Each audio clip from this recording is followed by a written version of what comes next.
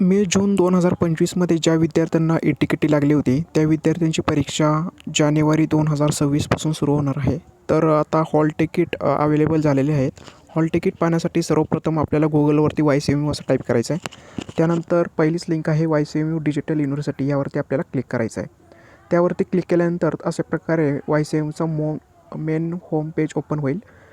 इथे आपल्याला hall ticket असं टॅब दिसतं आहे, यावरती क्लिक करायचं आहे.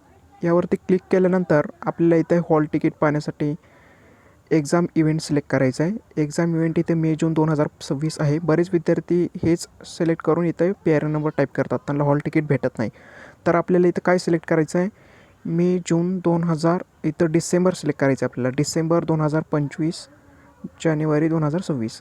डिसेंबरची एक्झाम आहे. आपल्याला डिसेंबर असते एक्झाम, परंतु आपली जानेवारीमध्ये घेतली जाते ही परीक्षा. त्यामुळे आपल्याला इथे डिसेंबर सिलेक्ट करायचं आहे. डिसेंबर 2025 जानेवारी 2026. इथे सिलेक्ट केल्यानंतर तुम्हाला फक्त इथे PIN नंबर टाकायचा आहे. इथं युजर नेम टाकायची गरज नाही, फक्त PIN नंबर टाकायचा आहे आणि कॅप्चा फिल करायचा आहे.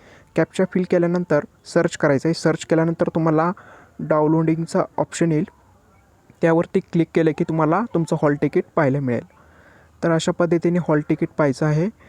या पुढच्या व्हिडिओमध्ये आपण क्वेश्चन पेपर, त्याचबरोबर आपलं जे टाईम टेबल असेल एक्झामचं ते कसं पाहायचं यावरती व्हिडिओ बनवणार आहोत. तर व्हिडिओ आवडल्यास नक्कीच लाईक आणि सबस्क्राईब करा. भेटूया नेक्स्ट व्हिडिओमध्ये.